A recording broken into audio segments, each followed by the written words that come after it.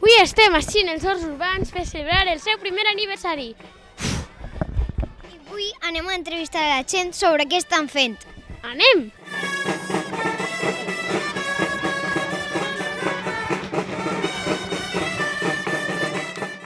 Què celebren avui?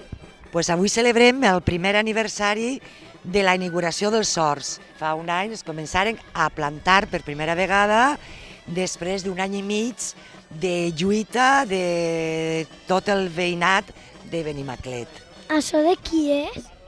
Això és de tot el món, dels veïns i les veïnes del barri. Per què has vingut a la festa dels Horts Urbans? Perquè jo sóc un dels membres dels Horts. Perquè fa un any van vindre i va ser la primera vegada que van plantar i van fer els cavallons i van cultivar un poquet la terra. Quina és la cançó que més t'ha agradat que hem tocat ahir?